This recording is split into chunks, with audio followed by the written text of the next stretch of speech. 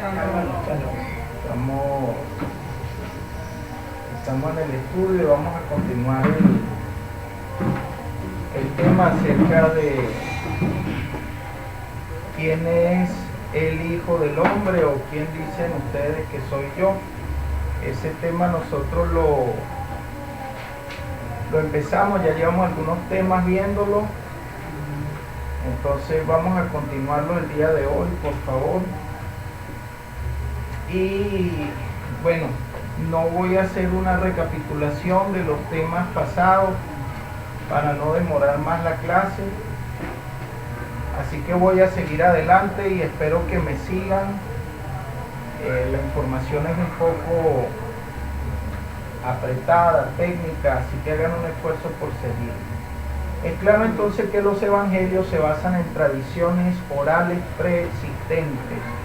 Esto es parte ya del material que nosotros tenemos que estudiar el día de hoy. Estamos hablando de tradiciones que son orales y son preexistentes. ¿Qué quiero decir con la expresión que los evangelios se basan? Es decir, tienen una base en tradiciones que son orales. Tradiciones orales, el mensaje que se transmitía de viva voz. Estas tradiciones orales son anteriores a nuestros evangelios canónicos, a Marcos, a Mateo, a Lucas y a Juan. Están ellas primero y después van a venir los evangelios. Entonces a eso nos referimos con que se basan en tradiciones orales preexistentes. ¿Qué significa preexistente? Que existían ya antes de existir los evangelios canónicos que nosotros estamos estudiando.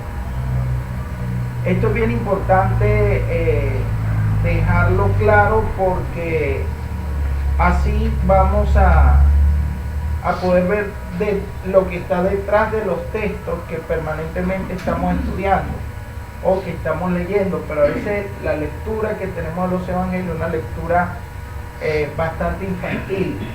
Entonces por eso obtenemos lo que un niño obtendría, pues algo muy vago, muy inferior, muy caricaturesco. La idea es tener una información más científica, más fundamentada, y por eso comentamos pues que los evangelios se apoyan en tradiciones orales preexistentes.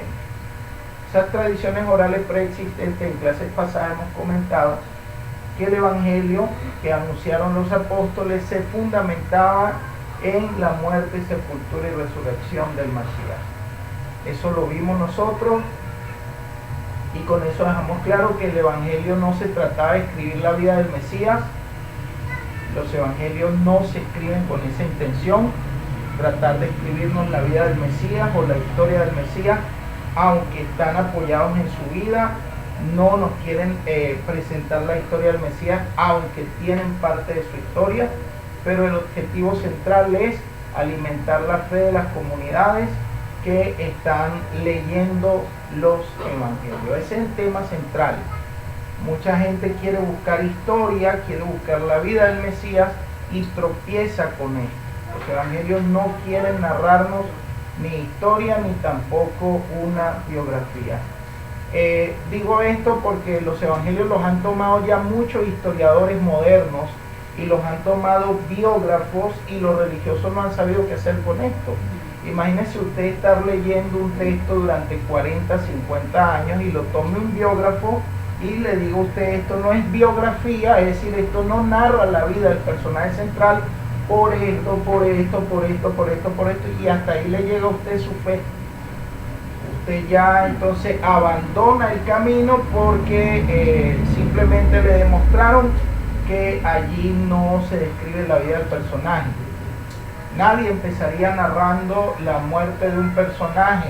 Si usted lo que pretende es una biografía, empezaría con su infancia y la narraría completa. Y nosotros vemos que los evangelios no están escritos con esa intención, no obedecen a esa intención. Tampoco obedecen a la historia, no están narrando una memoria, no es una fotografía de hechos pasados del personaje central de los evangelios. Entonces es bueno que nos liberemos nosotros de estos prejuicios que tiene la religión. en su mayoría leen los evangelios como la vida del personaje central o como la historia del personaje central. Esa lectura no es correcta. La lectura correcta es buscar nutrir la fe. Están escribiendo, más bien son maestros los que están escribiendo, son rabinos los que están escribiendo, y están escribiendo para una comunidad que quieren alimentar la fe de ellos. ¿Estoy explicando? Amén. Entonces, ¿qué debemos hacer? Debemos estar alerta a estas tradiciones preexistentes en las cuales se apoyan los autores para narrarnos lo que hoy nosotros leemos en los evangelios. Cualquier persona que estudie de verdad se da cuenta que el primer evangelio en ser escrito es el evangelio de Marcos. Y en el evangelio de Marcos no se narra la infancia del Mesías, ni la concepción virginal, ni nada por el estilo. Se presenta un Mesías ya adulto. Entonces, note usted que allí no había un interés en la biografía del personaje, en la vida del personaje. ¿Me estoy explicando? Marcos no conoce ninguna concepción virginal. Para Marcos el Mesías es hijo de Elohim por el bautismo. Punto, se acabó. Para Marcos el Mashiach no nace por obra y gracia del Espíritu Santo. Entonces, obvio que nosotros tenemos que estar atentos a la hora de leer, de estudiar. Juan tampoco narra ninguna concepción virginal. Y fuera del capítulo 1 y 2 de Mateo y de los primeros capítulos de Lucas, usted no encuentra ninguna doctrina de concepción virginal. Es más, el resto del mal llamado Nuevo Testamento no sabe nada de una concepción virginal. Solamente Mateo y Lucas en los primeros capítulos. ¿Me estoy explicando? Entonces estas serían las inconsistencias que nosotros tendríamos presente si nos aventuramos en una lectura biográfica o una lectura histórica solamente.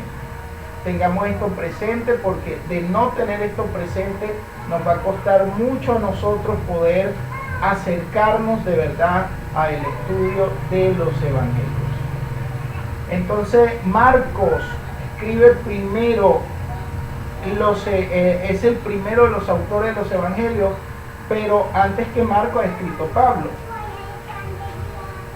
Antes que Marcos ha escrito Pablo, y Pablo está escribiendo epístolas o cartas a las comunidades, y Pablo influye a Marcos, y Marcos influye al resto de los autores de los evangelios, por lo menos a Mateo y a Lucas. Entonces fíjense que Pablo es un personaje muy influyente en los mismos evangelios. Pablo es un personaje muy influyente incluso en Marcos, en Mateo y en Lucas. Y a veces no somos conscientes de esto. Entonces digo todo esto porque preparo el camino para que entendamos que Pablo es el rabino más antiguo del que nosotros tenemos noticia entre los escritores del mal llamado Nuevo Testamento. Lo bueno es que a Pablo nosotros podemos acceder. Nosotros podemos acceder a Pablo cuando estudiamos sus epístolas. Esta afirmación no solamente es válida, sino que es necesaria tenerla presente. Pablo además es un discípulo de segunda generación. Pablo no ve al Mesías, no camina con el Mashiach antes del madero, sino con el Mashiach después del madero. Cuando Pablo habla del Evangelio en la epístola a los que están en Roma, no a los romanos, sino a los que están en Roma, Pablo dice: no me avergüenzo del Evangelio porque es poder de Elohim. ¿De qué poder de Elohim está hablando allí el rabino Shaul?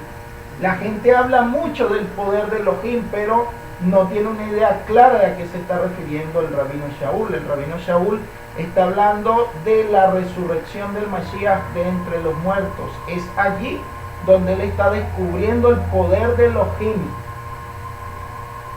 ¿Ok?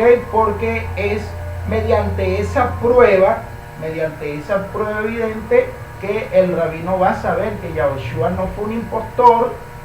No tiene sentido seguir con la persecución desatada que él está encabezando, persiguiendo a los discípulos del Mashiach, y suspende esta persecución y se pasa para el bando de los perseguidos cuando se encuentra con el Mashiach resucitado.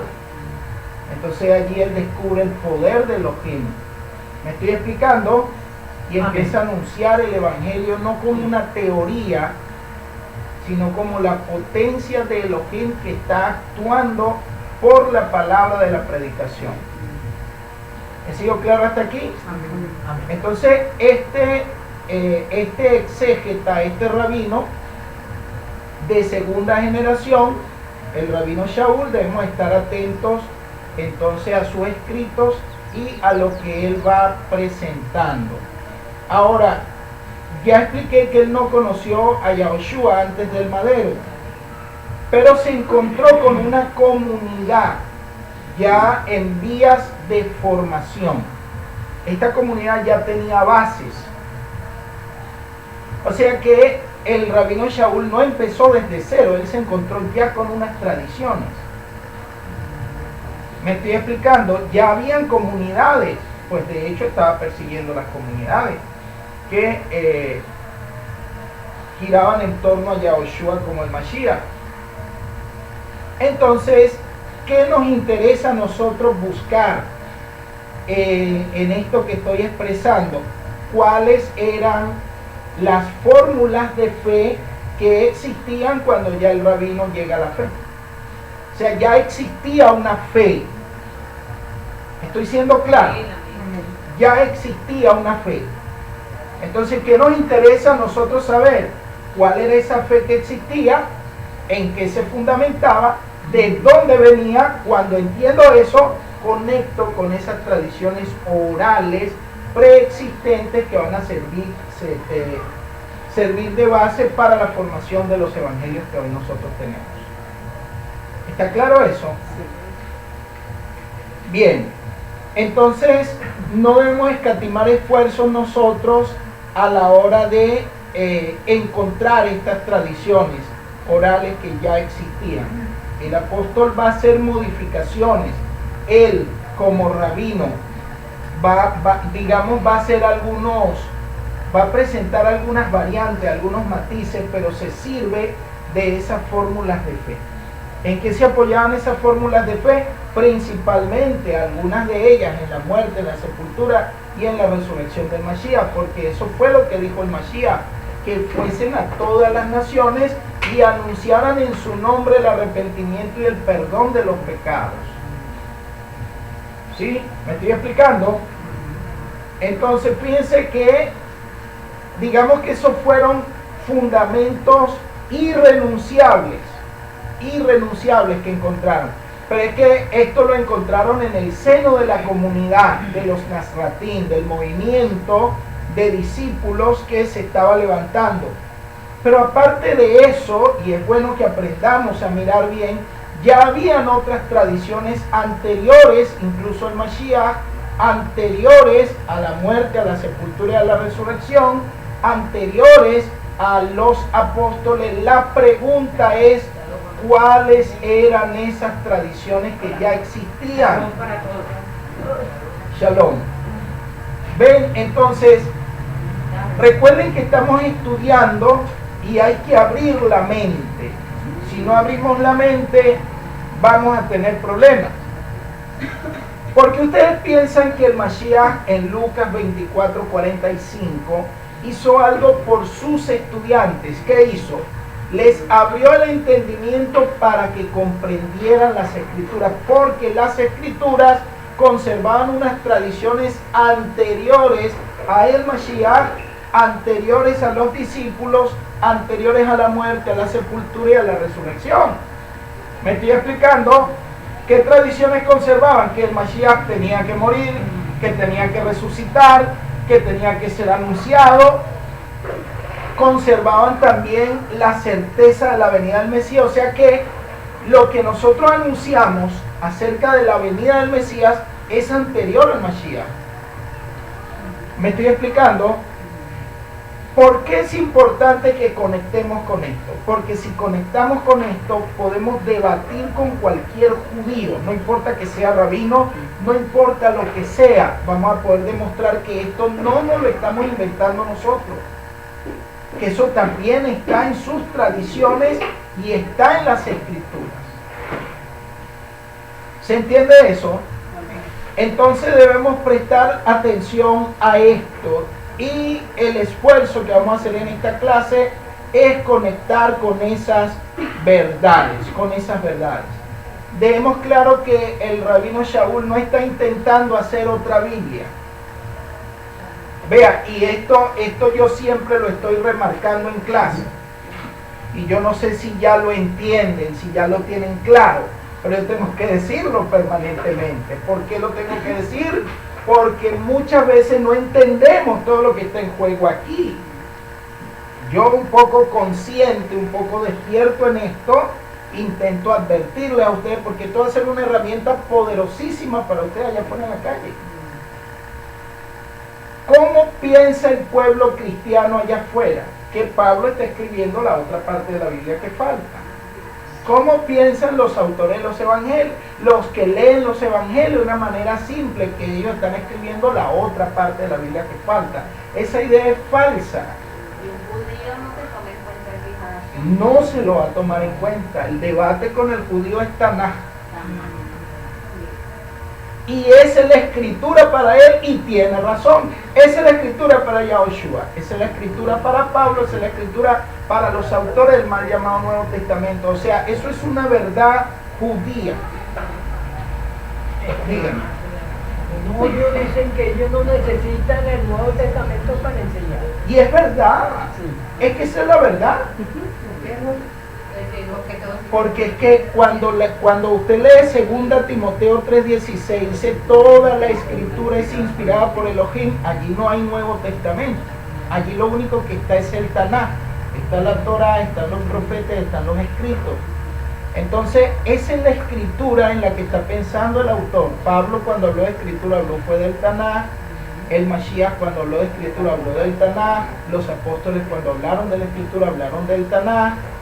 Toda persona del mal denominado Nuevo Testamento, cuando habló de las escrituras, habló fue del Tanaj, no habló del Nuevo Testamento. Eso no está en el pensamiento de ellos. ¿Entiende? Entonces, es muy importante tomar esto en serio. ¿Por qué? Esto yo no lo digo para restarle valor a los escritos de los primeros discípulos, sino para ponerlos en el marco real al cual pertenece. Eso es lo que intento marcar. ¿Qué está pasando hoy en día? Que viene un teólogo cristiano y te cita a Pablo para anular las escrituras. Eso es falso. No, porque Pablo dijo que ya no estamos bajo la ley. Entonces con eso está anulando, te está quitando la Torá. ¿Entiendes? Entonces, ¿qué están haciendo? Están poniendo a Pablo por encima de la Torá. ¿Está Pablo por encima de la Torá? No.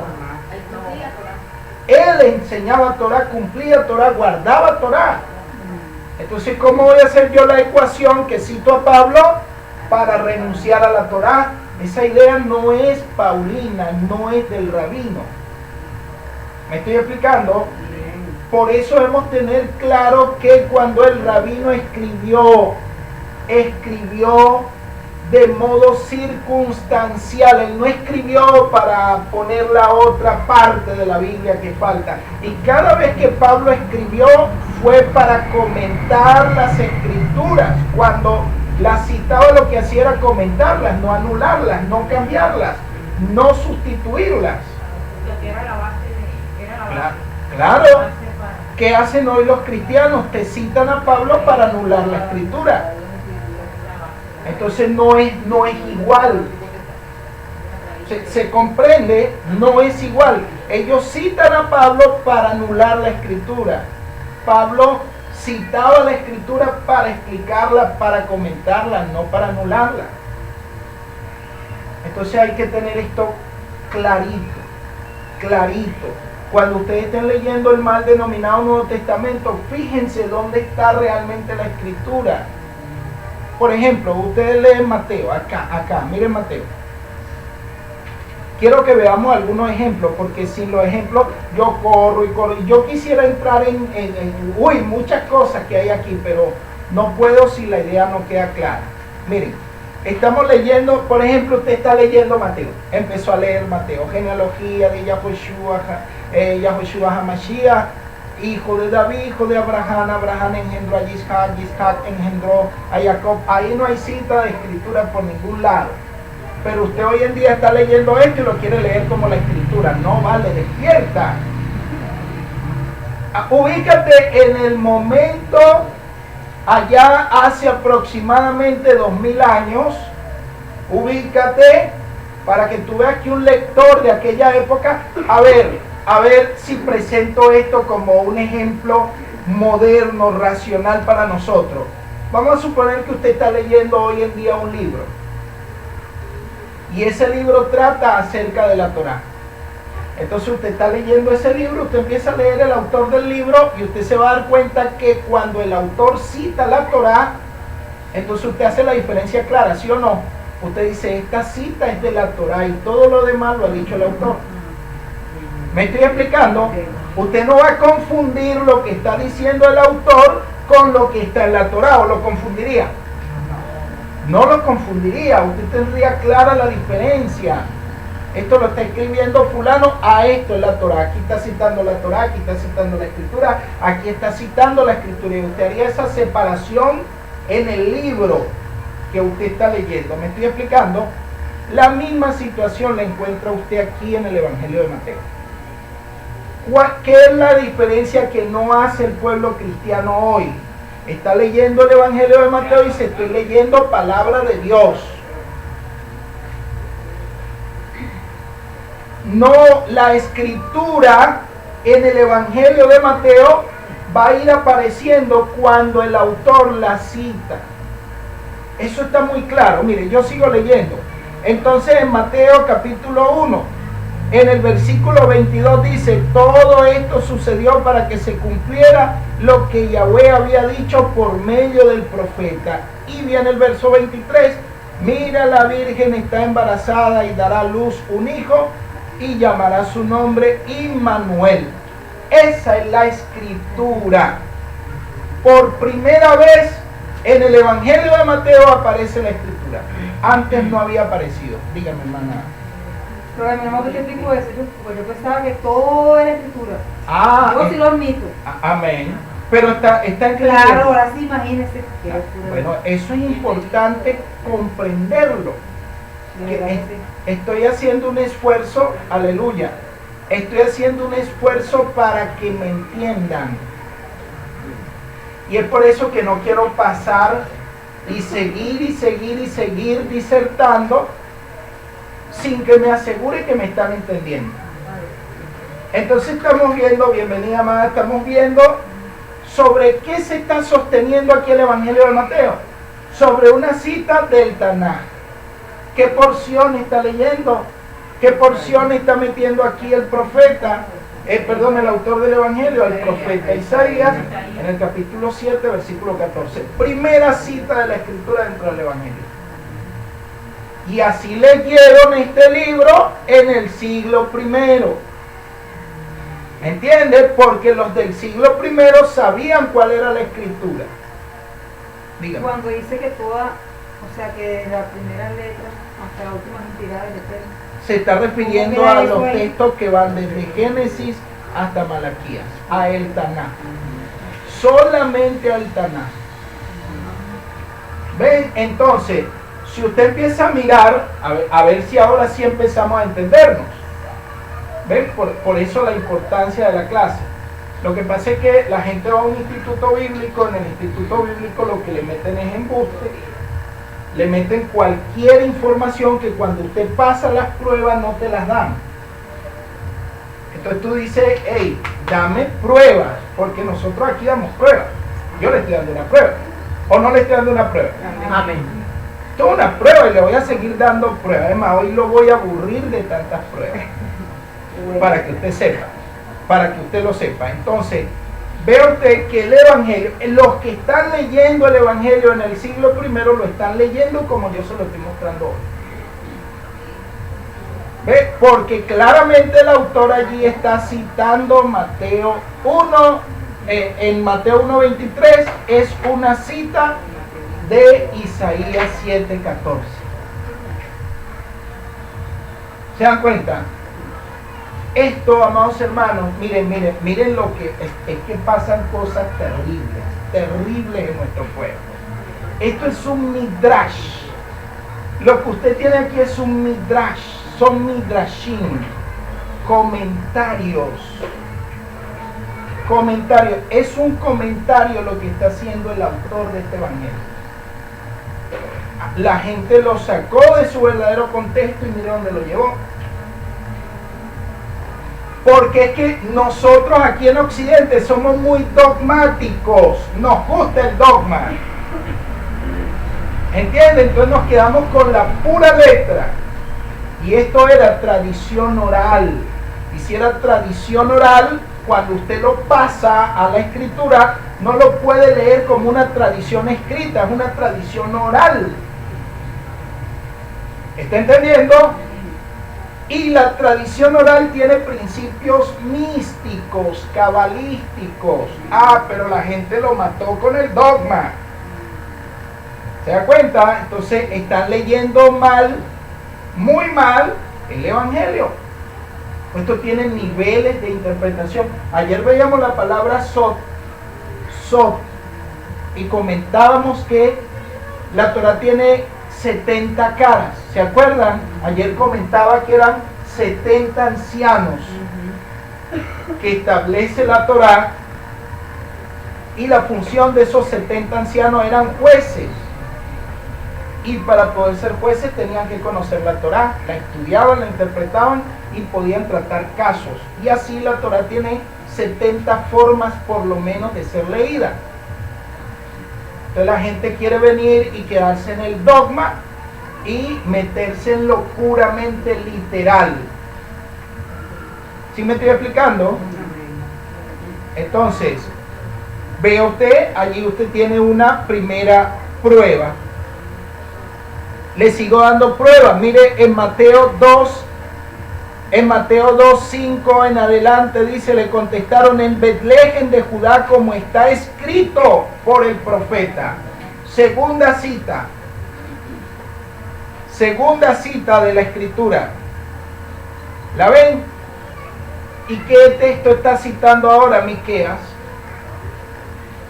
Y tú, Betlehem de Judea, no eres ni mucho menos la última de las poblaciones de Judea, pues de ti saldrá el pastor de mi pueblo Israel. Segunda cita. Esa es la escritura. ¿Están viendo? Y así está escribiendo el autor. En el capítulo 2 ahora. Sigamos viendo. Versículo 15, donde residió hasta la muerte de Herodes. Así se cumplió lo que anunció Yahweh por medio del profeta: de Egipto llamé a mi hijo. Ahora, ¿en qué cita está? El profeta Oseas. ¿Cuántas citas del Tanaj tenemos aquí? Isaías 7:14, Miqueas, Oseas. Esa es la escritura hasta ahora dentro del evangelio. Lo demás es un comentario, midrash, una profundización. ¿Se van dando cuenta? El autor va citándote la escritura. Que tú te quieres hacer loco, te hace el ciego, el que no ve, ese es tu problema, pero el autor te está citando la escritura, te la está citando ahí claramente. ¿Le queda a alguien la duda de que está citando la escritura? No, ahí está la evidencia, ahí está la evidencia. ¿La ven o no la ven? Hoy, 2000 años después, pasó a incorporarse el evangelio como palabra inspirada. 2000 años después de un tiempo. Pero no así en el siglo I. El autor no escribió con esa idea. ¿Se entiende eso? Hermano, que entonces usted está diciendo que el evangelio que no tiene importancia. Yo no he dicho eso, eso lo está diciendo usted. Yo no he dicho eso. Lo que yo estoy diciendo es que para poder hacer el estudio tenemos que aterrizar en el siglo primero. Si no aterrizo en el siglo primero, ¿cómo hago yo el estudio? Pues, ¿cómo lo hago? Lo hago desde aquí. Yo desde aquí puedo ver los detalles de aquella camioneta que está allá al final. No puedo ver los detalles para poder ver. Veo la camioneta, pero no veo los detalles. Para poder ver los detalles, ¿qué tengo que hacer? Acercarme, ¿verdad? Eso es lo que estamos haciendo. Nos estamos acercando para ver los detalles. Entonces, léeme bien el texto. ¿Entiendes? Lo estoy pasando de una fe ingenua a una fe genuina. De una fe infantil a una fe madura. De una fe, perdone la expresión, yo. No lo digo por usted, lo digo por mí. Estoy saliendo de una fe obtusa, oye, a una fe que razona. ¿Qué dice la Escritura? Que la sabiduría habita ¿en qué? En mentes que razonan. ¿Dónde habita la sabiduría? En mentes que razonan. Si no razonamos, ¿cómo puede entrarte la sabiduría en la cabeza? Claro que sí. La mente es un recipiente que usted tiene que preparar. Si usted no lo prepara, usted no funciona. No llega la palabra, no llega el mensaje. ¿Entiende? Entonces, es muy importante que nosotros tengamos esto claro. Mire Marcos. Le doy más pruebas. Yo le voy a dar pruebitas para que usted con las pruebas usted vea qué hace. Marcos, mire en el capítulo 1. Comienzo de la buena noticia de Yahoshua Hamashiach Ben Elohim, hijo de Elohim. Versículo 2. Tal como está escrito en el profeta Yeshayahu. Mira, envío por delante a mi mensajero para que te prepare el camino. Ah, aquí hay una cita de la Escritura, ¿sí o no? Entonces mire sobre qué se está apoyando el Evangelio de Marcos. Sobre una cita de la Escritura, en este caso el profeta Isaías. Marcos capítulo 1, versículo 1 y 2. El verso 1 es el prólogo al Evangelio. Es como empieza a introducirse. Y el verso 2 es la cita propiamente de la Escritura. Entonces es esta diferencia que quiero que nosotros podamos hacer, que nosotros podamos mantener. ¿Se comprende lo que estoy diciendo? Necesario que tengamos nosotros estos elementos claros, porque si no los tenemos claros nosotros vamos a tener problemas. Vamos a ir ahora a 1 Corintios. Les voy a dar otra prueba más. Si usted quiere saber qué tipo de sangre es, usted va a que le saquen toda la sangre o una prueba nada más, una muestra. Bueno, aquí le estoy dando una muestra, no esperará que le saquemos toda la sangre. Pero vamos a ver ahora 1 Corintios y a ver si está en el capítulo 9. Y voy a leer para que a usted le quede esto claro. Voy a leer desde el capítulo 9 para que usted entienda el razonamiento del apóstol. Pero no soy libre, no soy apóstol, no he visto al Mashiach, nuestro Adón. No son ustedes mi obra de apóstol en el servicio a el Adón.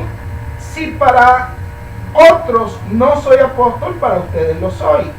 El sello de mi apostolado para él son ustedes. O sea, la existencia es la prueba que él era apóstol. Dice, ahora mire lo que va a decir él. Mi defensa ante los que me juzgan es esta. Y aquí arranca una apología. Apología es una defensa. Mi defensa ante los que me acusan, ante los que me juzgan, es esta. Él empieza a decir, no tenemos derecho a comer y beber, no tenemos derecho a hacernos acompañar de una esposa, como los demás apóstoles y el hermano del Adón y Kefas. ¿O somos Bernabé y yo los únicos que tenemos derecho a dejar de lado otros trabajos. ¿Quién ha servido como soldado? Todos estos son ejemplos. Y mire lo que él está diciendo aquí. ¿Quién ha servido como soldado pagando sus propios gastos? ¿Ha visto usted un militar que se pague sus propios gastos? No, se lo tiene que pagar el ejército, ¿sí o no? Porque está trabajando para el ejército tiene que pagarle los gastos. Imagínense que el soldado tenga que comprar las botas, el uniforme, la comida. ¿Y qué hago yo aquí? ¿Ve? Entonces, él está presentando un ejemplo. Sigue diciendo, ¿quién planta una viña y no come de su fruto? ¿Quién siembra mango y cuando el árbol da fruto va y compra en la esquina? No, ¿verdad? Usted come del fruto que le está dando la cosecha. Luego dice, ¿quién cuida un rebaño y no se alimenta de su leche? ¿Verdad? Todo lo que está diciendo, ¿emplea la lógica o no emplea la lógica, hermano Jesús? Pero ahora mire, mi argumento es puramente humano. Cuidado, mire esto, aquí se van a caer los kioscos, los tarantines que andan por ahí, aquí se van a morir muchas vacas sagradas. ¿Por qué? Porque mire que Pablo aquí está diciendo, mi argumento es puramente humano. Oiga, o sea, lo que viene diciendo anteriormente no es palabra de Elohim, no es palabra inspirada. ¿Está viendo, hermana? ¿Qué está diciendo? Argumentos humanos son los que he empleado hasta ahora. Eso es lo que le está diciendo el apóstol. ¿Cómo lee usted el texto hoy? Palabra viva, divina, inspirada. Tumbe esto, pues tumbe lo que el apóstol le está diciendo. ¿Lo está viendo, hermana Miriam? Mi argumento es puramente humano. Ah, ok, él deja claro esto. He hablado como hombre hasta ahora. He presentado argumentos puramente humanos. Pero mire lo que dice.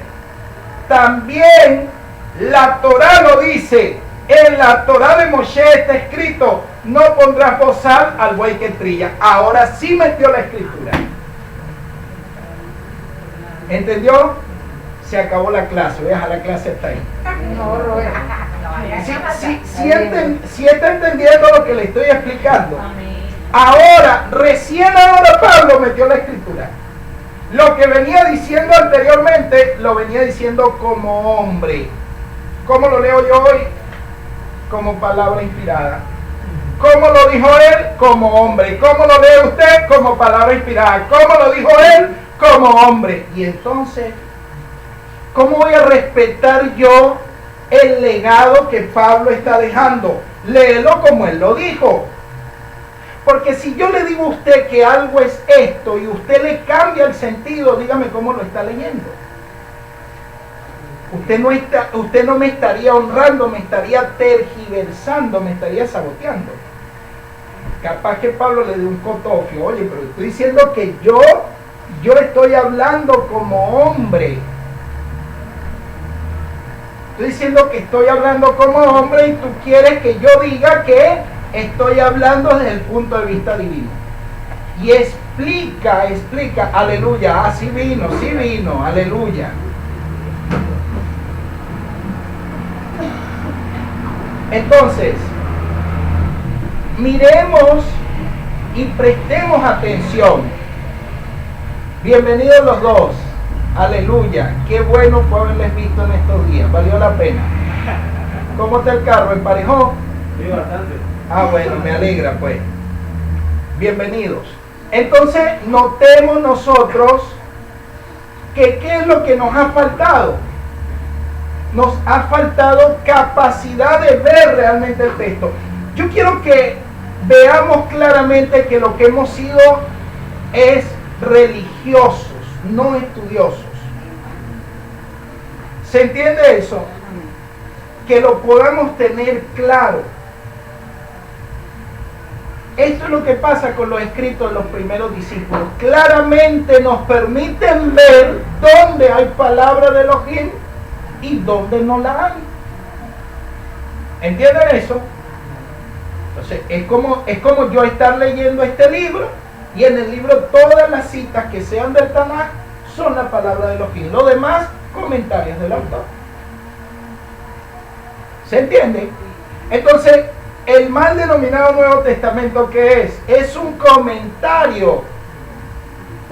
Es un comentario que habla del Mashiach apoyado en el Tanaj, es decir, en el mal denominado Antiguo Testamento.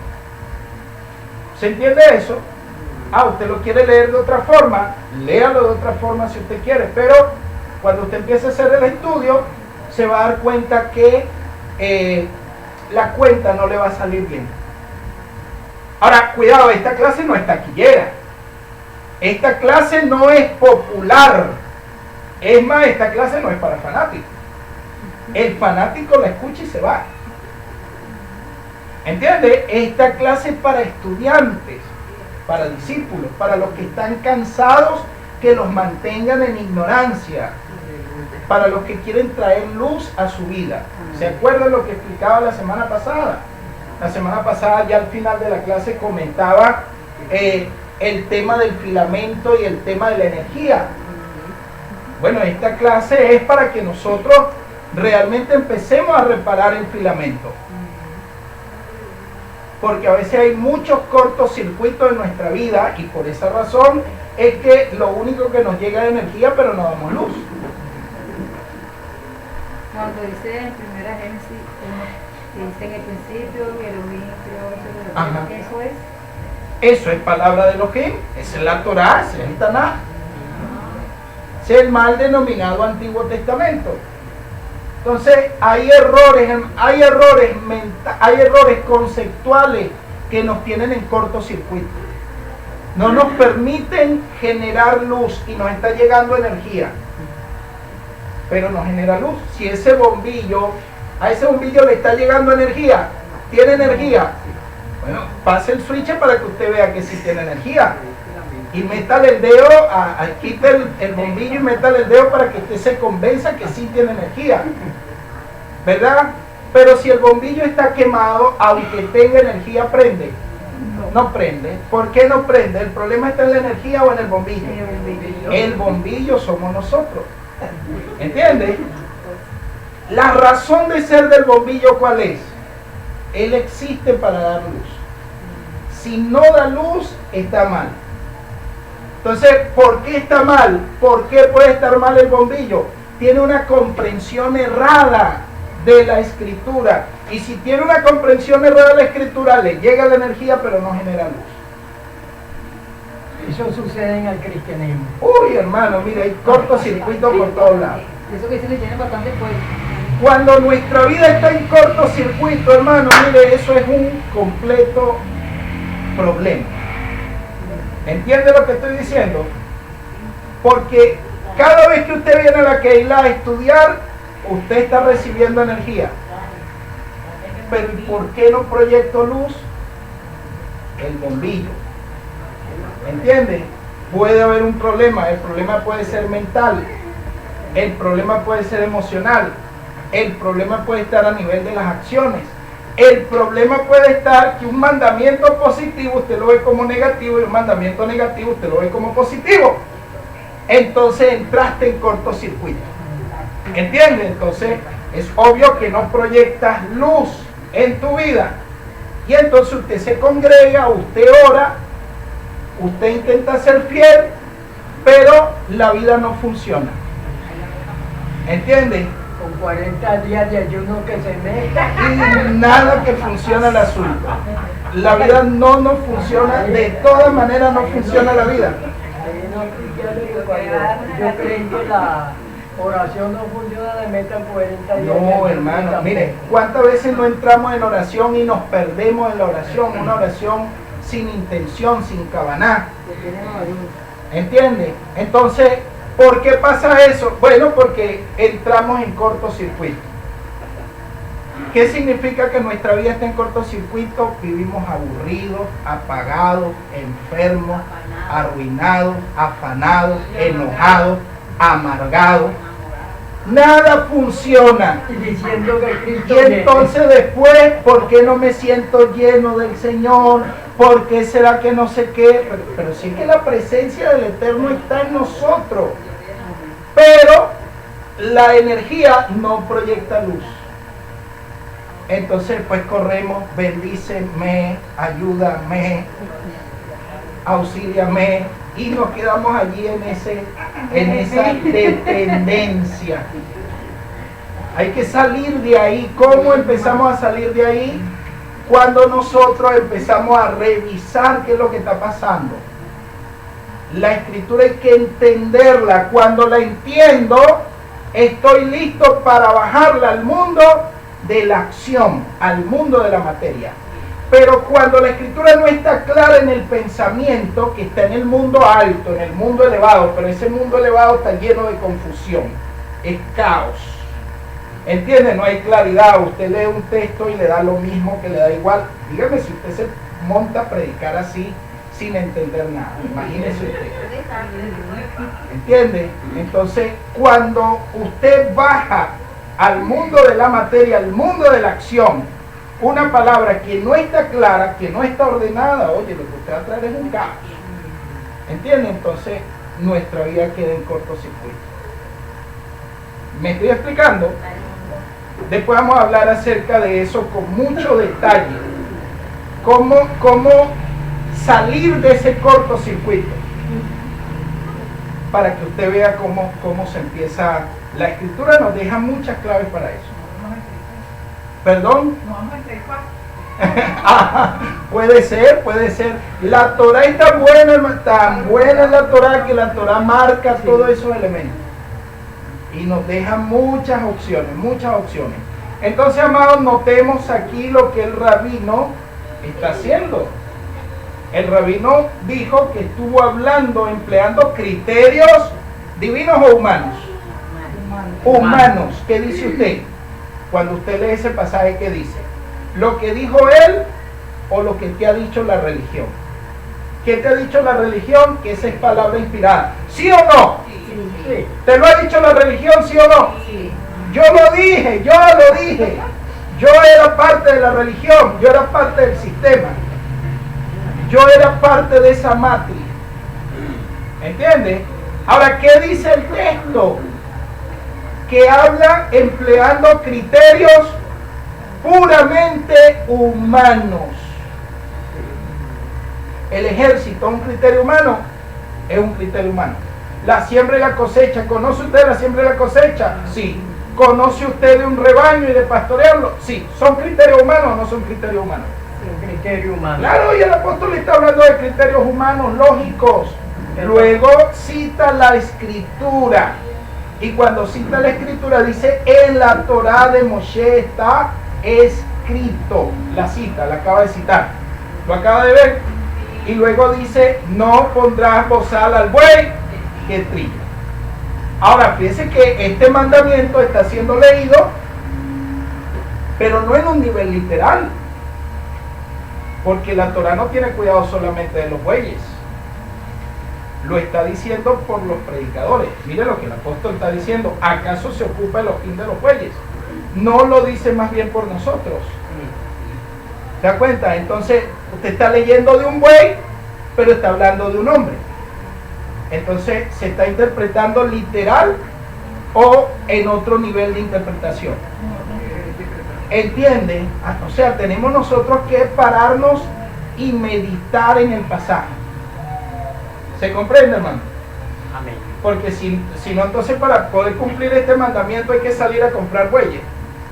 No, ¿verdad? No, o sea, tengamos nosotros un razonamiento bien fundamentado en lo que estamos estudiando. ¿Quedó clara la prueba? ¿Sí o no? Amén. Bueno, entonces, leer a Pablo para ir en contra de la escritura es un error.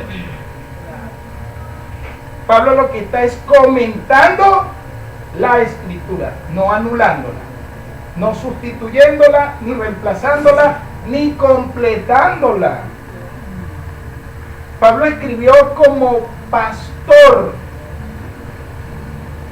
no escribió como alguien que tenía la responsabilidad de escribir la otra parte de la Biblia que faltaba. No, él no escribió así.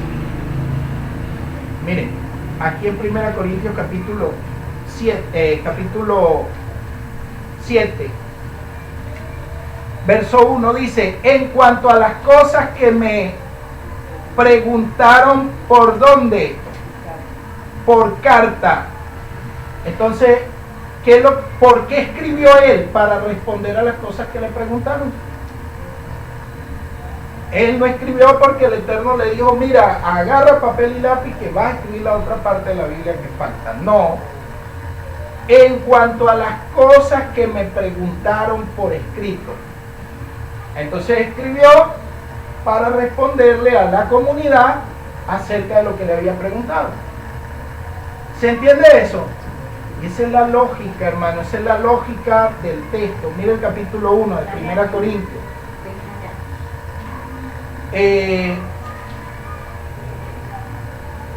Vamos a ver. Versículo 11 del capítulo 1. Porque me he enterado, hermanos míos, por la familia de Cloé, estos no se guardaban nada, que existen discordias entre ustedes. Entonces Pablo escribe para dar respuesta a esto de lo que le están informando.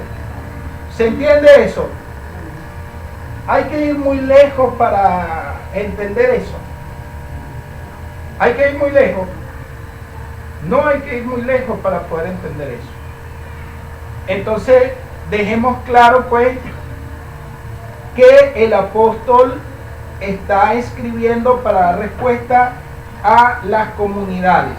Escribe más como pastor que con otra intención. Hoy la gente lee a Pablo y lo lee muy, pero que muy mal. Lo lee muy mal. Por eso es que le digo que estas clases no son taquilleras. Estas clases, después que suben por internet, las escuchan y muchos cambiarán y no oirán nada porque les molesta, pues. Pero ¿cómo hacemos si este mundo está lleno de religión? A la gente le cuesta de verdad estudiar. Ellos prefieren permanecer en el fanatismo. Díganme. Yo he notado algo para mí hace una cosa. Y esto fue la experiencia que tuve en los 40 años en el evangelio, en el cristianismo. Ajá, hable duro para todos. Ajá. Los 40 años que tuve en el cristianismo, es que el cristiano le agarra la Biblia y se la lee como cualquier libro, cualquier periódico, pero no lo lee en un sentido espiritual. Así es, así ¿entiendes? Y ese es el choque, el problema. Y ahí depende, bueno, miles y miles de religiones. Amén, amén. Ese texto donde dice por ahí que hay muchos caminos, pero aquí son caminos de muerte. Bueno, amén. Ahí está presente la religión. Sí, señor. ¿Me entiendes? Sí, señor. Es así. Bueno, eso he podido yo darme cuenta. Amén. Muy oportuno el comentario, hermano. Entonces tenemos que tener cuidado porque, hermano, la grandeza de un país está en la calidad de educación que tenga. Si un país no tiene un buen nivel de educación, pues nosotros ya sabemos que estamos condenados a vivir atrasados. Mire, Venezuela a nivel de materia prima tiene todo lo que usted le pida. Todo. O sea que el problema tiene que estar en el estado mental de nosotros aquí adentro. Tenemos la materia prima y la mandamos afuera y después la entra procesada y pagamos 6, 7 veces más lo que valía el producto bruto cuando salió. Claro, ya después llega con tecnología y todo, pero esto no está pasando, pues. Entonces, imagínense en una congregación donde no se estudie bien la escritura, donde no haya un buen nivel de educación. Entonces, ahí vamos a tener verdaderos problemas, ¿entienden? Es por eso que ahora tenemos que aspirar a la fuente, al origen, a la raíz, a la esencia de las cosas. Y no podemos conformarnos con nada menos. ¿Se comprende eso? La Torá apunta alto, muy alto, y no es lo mismo estudiar la Torá en su lengua original a estudiarla, no es lo mismo estudiar Bereshit que estudiar Génesis. no es lo mismo. Usted estudia Génesis y es una cosa, estudia Bereshit y es otra cosa. O sea, no es lo mismo estudiar las cosas en su fuente original. Entonces vamos a continuar con lo que estamos viendo. Entonces tenemos claro que los evangelios se basan en tradiciones orales preexistentes que se recogieron y luego se consignaron por escrito. Ya eso lo tenemos claro. De hecho, una lectura superficial de los evangelios pone en evidencia algo que se llama perícopa. Los que ya tienen tiempo estudiando conmigo ya saben lo que es una perícopa. Y son pequeñas unidades narrativas con un sentido coherente desde el principio hasta el final. Entonces eso hay que aprender a detectarlo. ¿Entienden? Una perícopa tiene que tener cierta forma. Hay una forma en las cosas y hay una energía en las cosas. Este escritorio tiene una forma, la silla tiene una forma, una mujer tiene una forma, un hombre tiene una forma, y el que conoce lo identifica. Lo mismo en lo que usted está leyendo tiene una forma. ¿Entiende? Entonces una perícopa, usted espera eso, pues una pequeña unidad literaria con un principio y un final bien marcados, tienen un sentido coherente desde el principio hasta el final. La perícopa tiene la voz del narrador, tiene los personajes, tiene el tiempo, tiene el lugar, tiene la trama, tiene el desenlace. Usted tiene que aprender a reconocer todo eso. ¿Sí me estoy explicando? Y eso es lo que le va a permitir a usted entender bien un pasaje. Entonces en los evangelios nos encontramos con muchas perícopas. También hay cadenas de perícopas que hay que aprender a reconocerlas. Por ejemplo, está el género en perícopas también del milagro, de la parábola, el mashal, parábola, lenguaje figurado. Entonces, ¿cuál es el problema? Que una parábola usted la confunda con una historia. La parábola pertenece al lenguaje figurado y usted la está leyendo como historia. El rico y Lázaro, ¿qué es? ¿Una historia o una parábola? Es una parábola, pero ¿cómo la lee el mundo evangélico? Como una historia. Entonces, terminan hablando de el rico que está en tormento y está pidiendo agua. ¿Qué sentido tiene agua en esa llama que está ahí tan fuerte? Entonces es una parábola, pero ellos lo leen como una historia. Entonces obvio que salen a amedrentar a la gente y tienen visiones. Angélica tuvo visiones. No conozco a Angélica, pero me ha llegado la información de Angélica, donde Angélica vio mucha gente en el infierno y una llama, y el Jesús de este pensamiento cristiano, miren, a Jesucristo le gusta ir al infierno a cada ratito.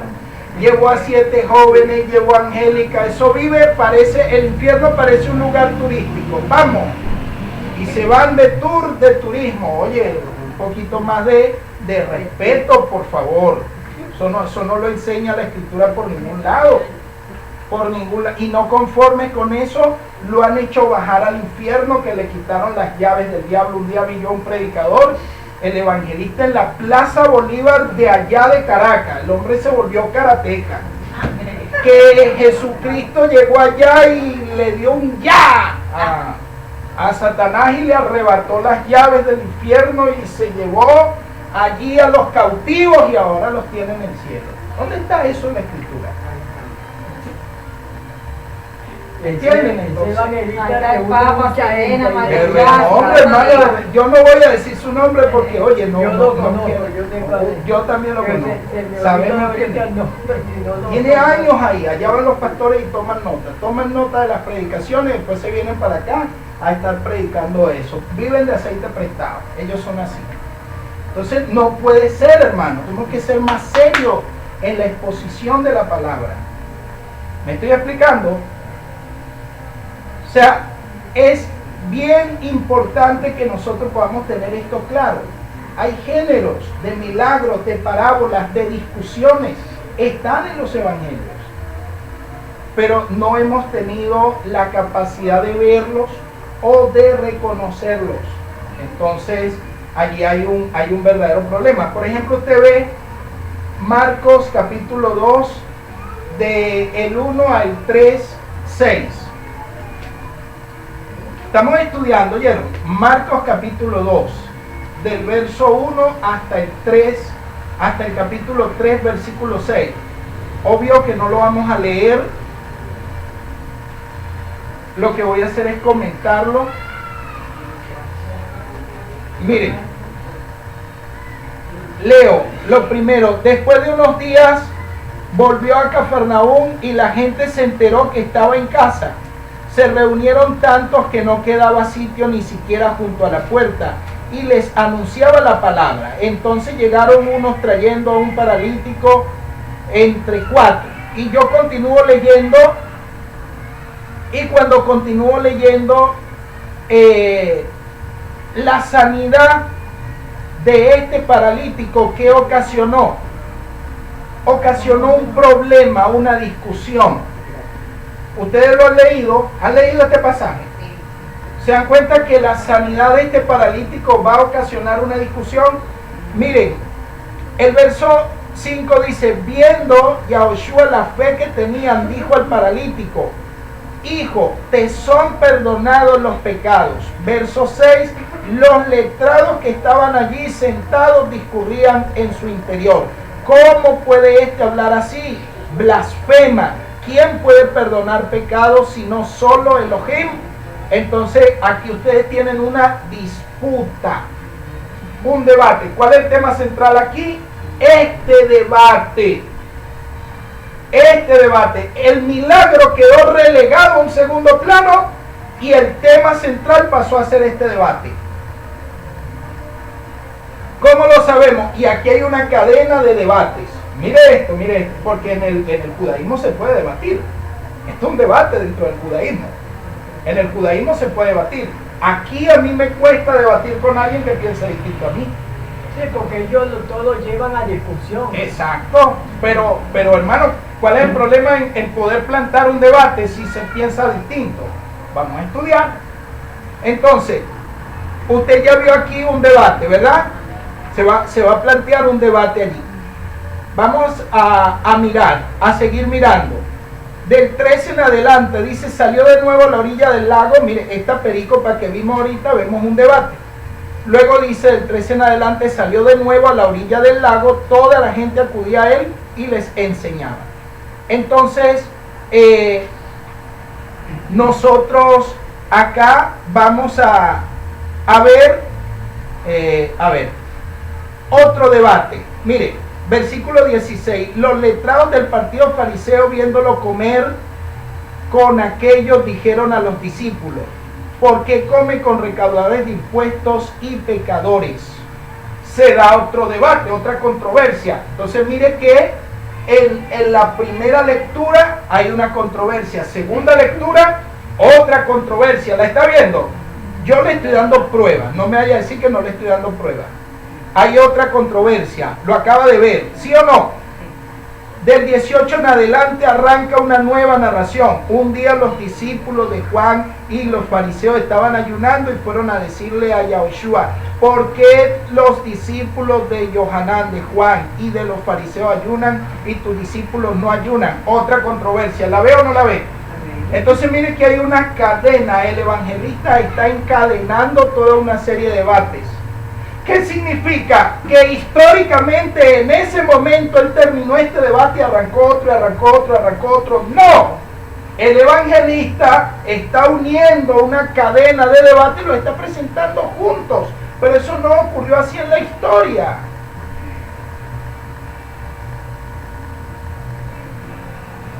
¿Se entendió o no se entendió? Lo que está narrando son hechos. Está recogiendo hechos que ocurrieron en la vida y en la historia del Mashiach, y ahora nos está presentando juntos en el evangelio que estamos leyendo. ¿Cuál es mi error? Que yo empiezo a leer y lo quiero llevar a la historia tal cual como ocurrió ahí, no, como lo estoy leyendo ahí. No, así no ocurrió. ¿Sí se entiende? Hermana Zulay, ¿se entiende eso? El que tiene una mentalidad infantil no logra detectar esto. ¿Entiende? Entonces vaya viendo que se van agrupando disputas. Ese es el género literario. Disputa, la disputa. ¿Se entiende eso, Manarica? Por eso es que yo sueno muy teólogo. Porque empiezo a estudiar y a demostrar, y hasta que no llegamos al fondo del asunto no soltamos el tema. Y es que no podemos soltar el tema porque el tema no me suelta a mí. Si el tema no me suelta, yo no puedo soltar el tema. Yo tengo que darle hasta que se entienda. ¿Se entiende eso? Porque así podemos nosotros ver. Y aquí se va a hablar del vino nuevo y del vino viejo, del odre nuevo, del odre viejo. ¿Y cómo está tildando aquí el Mashiach? Le voy a decir un secreto y no se lo diga a nadie. El ayuno es tela vieja. ¿Oyó? Es vino viejo. El Mashiach lo está diciendo, no estoy diciendo yo. Lo que pasa es que usted no va a aceptar esto hasta que no sea un odre nuevo. Tenemos que aumentar espacio para la vasija, para el recipiente. Dígame, hermana Ana. Bueno, pero mucho este año empezando se metieron de 15 ayuno para que le vaya bien en todo el año. Bueno, hermana, eso lo que hacen es mortificar la carne. Duro trato al cuerpo. Vea, óigame. Uno no puede ir más allá del estado de conciencia que tenga. Mi recomendación para los que estamos aquí es que respetemos lo que la Escritura realmente enseña, pero entendamos cuál es el sentido, cuál es el principio. Ojalá ahí en la clase me dé tiempo de llegar aquí al periodo prepascual, al periodo pascual y al periodo pospascual para que entendamos. La Pascua parte el tiempo antes del Mashiach y después del Mashiach. Porque la Pascua es un Hag. ¿Qué es Hag? Se traduce como fiesta. Pero realmente Hag es una palabra que significa círculo. Usted piensa en un compás. O sea que los Hag que están en la Torá son paquetes de energía que están distribuidos en un circuito festivo, y cuando llegan esos tiempos el Eterno libera esa energía sobre los que tienen el conocimiento. Nos convertimos en recipientes donde el Eterno puede liberar esa energía. Pero si no entendemos ni pío, entonces llega la fecha y no nos beneficiamos de esa energía. ¿Se entiende lo que estoy diciendo? Amén. Revise usted lo que ocurre en Nisan para que usted vea.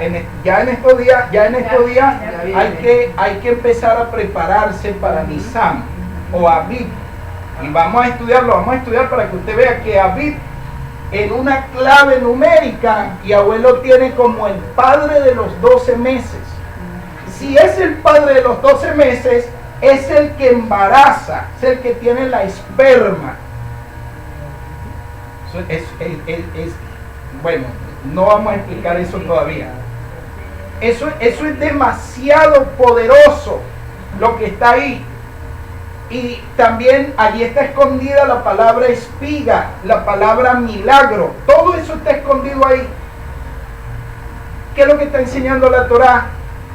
Que ese es el principal mes donde el Eterno libera los milagros más importantes. Y allí lo hizo. Fue en Aviv o Nisan cuando sacó al pueblo del cautiverio, de la esclavitud. ¿O lo podemos negar? Y fue en Aviv o Nisan donde sacó a la humanidad de la esclavitud, porque en esa fecha muere el Mashiach. ¿Se da cuenta? Entonces tenemos que estudiar qué ocurre. ¿Por qué el Eterno libera una energía allí? ¿Entiende eso, Manadita? Entonces, volvamos aquí. Luego tenemos unas clases que entremos justamente en esos temas para que usted vea todo lo que hay en esos temas. Dígame en Shabbat. Shabbat no tiene padrote. Incluso hoy en día los rabinos han descubierto un principio, que el que muere en víspera de Shabbat o en Shabbat tiene un portal directo, y el Mashiach muere en víspera de Shabbat. Eso está ahí en la escritura, ¿o no está? ¿Usted no lo ha leído? ¿Usted lo ha leído, hermana María? Que tuvieron que bajar el cuerpo rápido porque ya venía Shabbat. ¿Quién es el Mashiach que nosotros estamos anunciando entonces? ¿Y qué es lo que hemos entendido nosotros realmente de esto? No, la gente se quedó en la religión. No, hermano, que vamos a celebrar hoy la Santa Cena. ¿A qué hora? A las 12 del mediodía. ¿Quién te ha dicho a ti que hay Santa Cena a las 12 del mediodía? O a las 10 de la mañana. Eso es un santo desayuno. Eso no es cena por ningún lado. La gente no ha entendido. ¿Entiende? Y entonces, ¿qué ponen? Galletica y refresco de uva. ¿Qué tiene que ver la Torá o la fiesta de Pesas con la Coca-Cola o la Pepsi-Cola? Eso es un bochinche, hermano, eso es un bochinche lo que tienen. Pues, en cambio, la escritura dice, la escritura habla de la noche que el Mashiach murió. Porque una cena es de noche. No puede ser en la mañana o no puede ser en el mediodía. Bueno, mire, déjenme quieto mejor. Es tremendo lo que nosotros tenemos que analizar, pero desde el texto. Shabbat tiene una energía de manifestación y de contemplación. Por eso la semana de la creación tiene 7 días. Y allí tiene escondido todo el plan de Yahweh desde el principio hasta el final sin que falte nada. Porque cada día, el día primero tiene una energía, el día 2 tiene otra energía, el día 3 tiene otra energía y el séptimo día tiene una energía distinta. Por eso si yo no entiendo ese principio y hago algo en contra de lo que el Eterno ha establecido, eso se vuelve contra mí. ¿Se entiende la idea? Luego lo estudiamos y usted verá que la energía de Shabbat es una energía de reposo, de contemplación, de conectarse a la trascendencia, a la fuente de todas las fuentes. Esa es la energía de Shabbat. No de labor, no de trabajo, no porque el Eterno reposó, yo tengo que parecerme a Él. ¿Sí entiende eso? Ahora hay que aterrizar primero el conocimiento, después de tener el conocimiento, la comprensión, ahora sí pasar a la práctica. ¿Se entiende eso? Es por eso que a un judío no le va mal, hermano, porque entiende el principio. Entonces, bueno, estamos viendo acá esta cadena temática y son controversias, ¿verdad que sí?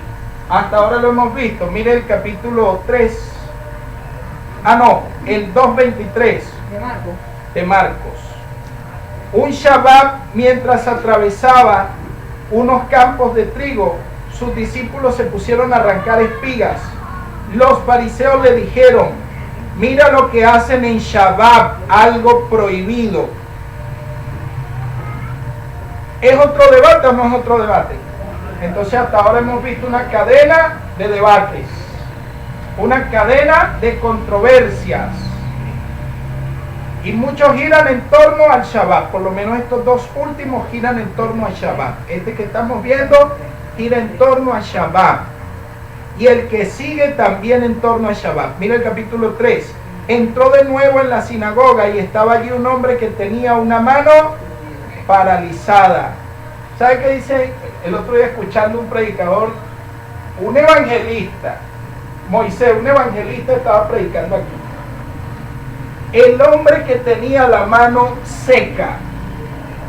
Cuidado, cuando él pasó a las aplicaciones, dijo que la mano seca eran los que no daban plata. Ay, qué madre. ¿Qué le parece?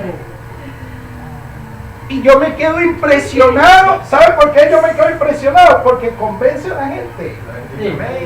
Sí, y yo decía mentiroso. Porque es que tienen un poder para hechizar, son hechiceros. Tienen al pueblo hechizado completamente.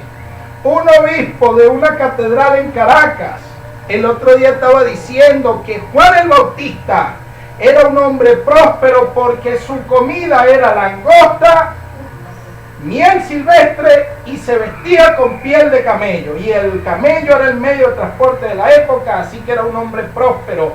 Y comía langosta. ¿Quién come langosta? Resulta ser que el pasaje está hablando de un grillo de monte. Y él le estaba haciendo creer a la gente una langosta. Oye, usted puede ver. ¿Y por qué yo les digo brujos? Porque allí se congregan médicos, abogados, arquitectos, ingenieros. El único limpio era yo que andaba a pie. Y no entienden. ¿Por qué no entienden? Estaba viendo a otro predicador en una campaña full. El apóstol que lo había desatado a él al ministerio estaba también predicando en Hechos de los Apóstoles capítulo 8 y dijo que Felipe se halló en Azoto. Eso lo dice el texto. El problema es cuando él interpreta el texto. Dice, hermano, yo me imagino a Felipe sufriendo por la causa de Cristo. Azoto eran latigazos y golpes y maltratos y sangrando por la causa de Cristo. El pueblo amén y la gente aplauso. Él me preguntaron que por qué yo no aplaudía. Yo le dije, hermano, eso no es correcto. Sigue escuchando, pero eso no es correcto. Y entonces después me pidió una explicación y yo le dije, Azoto es una región, no son golpes, sino una región. Pero como no estudian, no entienden todavía lo que es geografía, no se dan cuenta que Azoto en Hechos de los Apóstoles es una región. Felipe se halló en Azoto, es como decir Ocumar el Tuy, y que de repente lo hayan arrebatado hacia Charallave. No, pero él asoció Azoto con azote. Y así están. ¿Por qué? Por no estudiar. Por no estudiar. Entonces hay un verdadero problema. Un problema lo que estamos teniendo nosotros aquí, hermano, y por esa razón tenemos que formarnos bien para estudiar. Entonces, esto del capítulo 3 del hombre de la mano paralizada, no es que el tipo era pichirre, no, eso no lo enseña el texto. Eso lo estaba enseñando el predicador para poderle meter la mano al bolsillo a la gente. Oye, hermano, a mí me molesta que usted me meta la mano al bolsillo. ¿A usted no le molesta que yo le meta la mano al bolsillo? Imagínese que yo lo invite aquí para meterle la mano al bolsillo.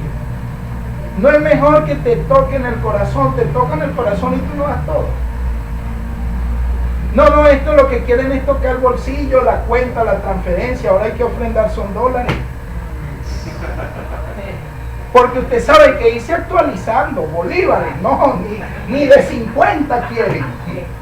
Lo que quieren son dólares. Entonces, hermanos, tengamos cuidado. ¿Qué es lo que debemos cuidar? Una comprensión correcta de las Escrituras.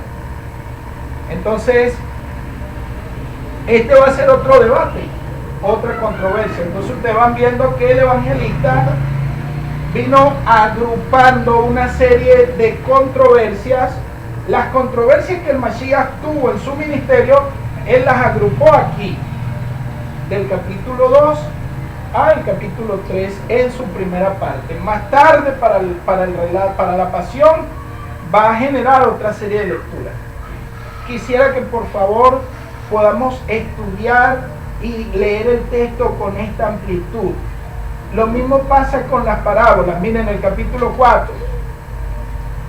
Del 4 en adelante, Marcos nos va a presentar una serie de parábolas. 4 en ese capítulo, del 1 al 34. Si usted estudia una de esas parábolas, según la parábola, las parábolas, si usted va viendo los contextos geográficos, no son los mismos. Si no son los mismos contextos geográficos, nunca las pronunció en un solo lugar, las pronunció en distintos lugares, pero ahora se le presentan a usted en el Evangelio juntas en un solo lugar. ¿Qué significa? Que ahora yo tengo que leer esto con cuidado, yo no puedo leer esto de una manera tan infantil. Y así empezamos a descubrir que dentro de los Evangelios no hay historia, no hay una biografía, lo que hay es relatos de fe. ¿Se entiende? Muy importante tomar en cuenta eso. Al final de la pasión, la semana de la pasión, lo que tradicionalmente han llamado Domingo de Ramos, que salieron y le tendían mantos. Si el Mashiach muere en Pesaj, en Pascua, de acuerdo a la Torah, ¿en qué momento en Pascua hay palmas para que entre? Eso no pasa en Pascua. Eso no pasa en Pascua. ¿En qué fiesta pasa eso? En enramadas, en las chozas. Allí sí. Entonces se están fusionando dos eventos. El evento de las enramadas y el evento de Pascua en la entrada del Mesías a Jerusalén. Pero yo lo quiero leer como que así ocurrió, como lo está narrando el evangelista. No, el evangelista está concentrando toda una información que en la historia estuvo separada en tiempo y él la está uniendo en el texto, pero eso no tuvo lugar así. ¿Sí se entiende? Eso es muy importante captarlo, hermano, porque el que no lo capta se pierde todo. Todo se lo pierde. De acuerdo a la Pascua, ¿qué día había que llevar el cordero a la casa? ¿Qué día? El 10 de Nisan. El 10 de Nisan. Y ese día entró el Mesías a Jerusalén, porque esa es la casa.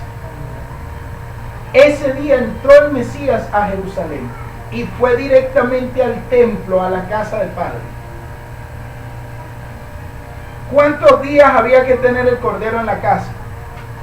4. Y el cuarto día, el día 14, había que sacrificarlo.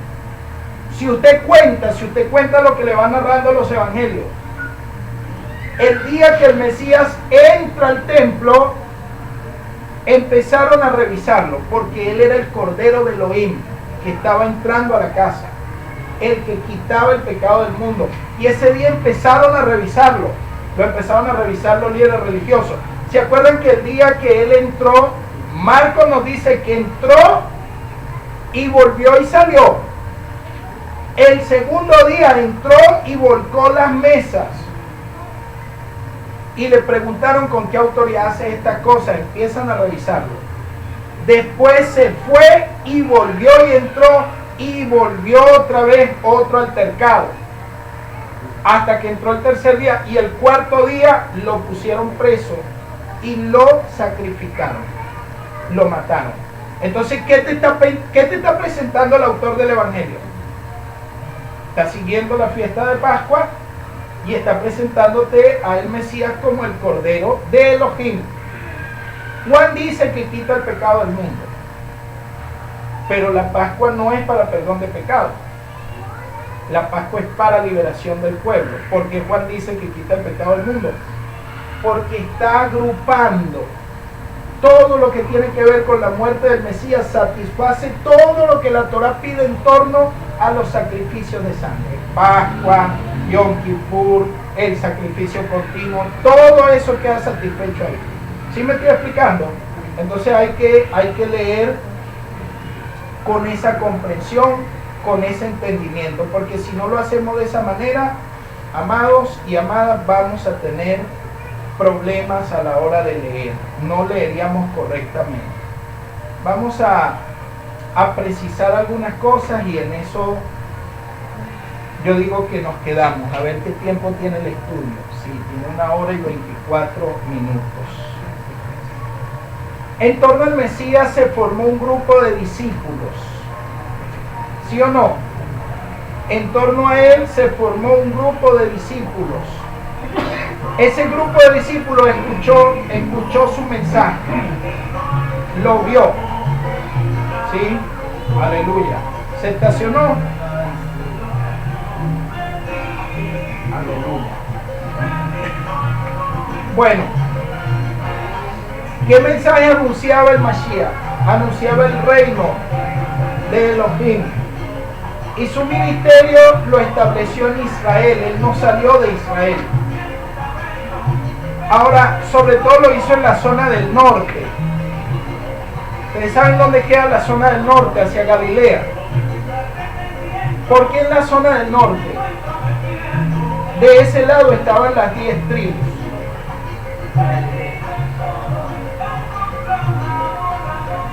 Bueno, va a ser difícil así con este hombre que anda por allá perdido.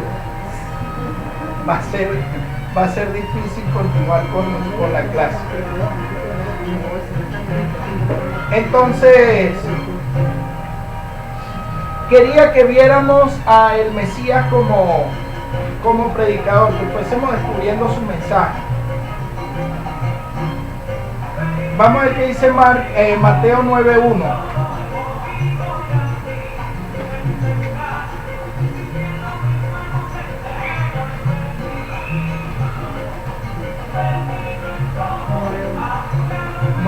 De Mateo.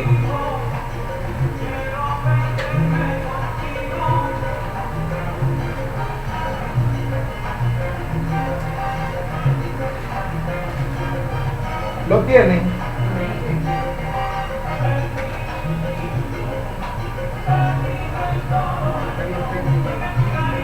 Sí. Después de esto, Yahoshua subió a una barca, pasó al otro lado del lago y llegó a su propio pueblo. Amén. Ok. Llega a su propio pueblo. ¿Cuál era el pueblo de él? Bueno. Ok, hermana. Aquí quería abrir un punto, ¿no? Es bueno hacer el estudio. ¿Cuál era el pueblo de él? El que ha leído el capítulo 1 y 2 de Mateo dice que es Belén. ¿Sí o no? El que ha leído Lucas también va a decir que es Betlehem. Pero si usted quita esos capítulos, el pueblo de él es Nazaret. ¿Cuál de las dos propuestas es la real? ¿Lo has pensado, Moisés? ¿Verdad? Entonces, ¿qué pasa? Que los que han estudiado conmigo aquí ya saben que el capítulo 1 y 2 de Mateo no busca historia. Por eso hablaba de un midrash. Y allí, de acuerdo a la escritura, es Betlehem, porque es teología. Pero históricamente él es de Nazaret. Este es el problema. Esta es una de las discrepancias dentro del mismo evangelio. Donde aquí, dentro del evangelio de Mateo, que ya te ha dicho que es de Betlehem, ahora te va a hablar de Nazaret como la ciudad de él. Entonces, hay que tomar en consideración esto. Y bueno, les pido a ustedes que lo investiguen, pues, que lo investiguen para enriquecer más este asunto.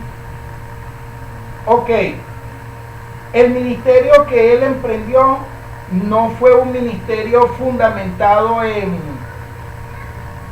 por ejemplo, ¿en qué se fundamentaba el ministerio de los sacerdotes? En el linaje de Leví, tenían que ser levitas, y en eso se fundamentaba su acción ministerial. ¿En qué se fundamentaba el gobierno de los reyes de Israel? También en que tenían que ser de una tribu, de la tribu de Judá y más tarde de David, y por esa línea tenían que venir los reyes, ¿cierto?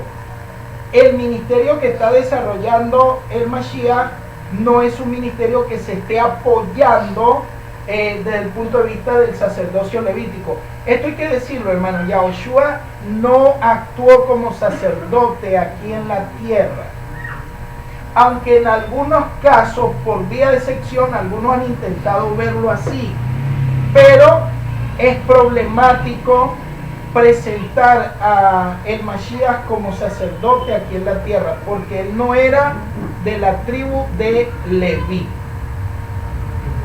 El autor del libro de Hebreos, no de la epístola a los hebreos, eso no es una epístola, a ver, en el capítulo, creo que en el capítulo, ya le voy a decir,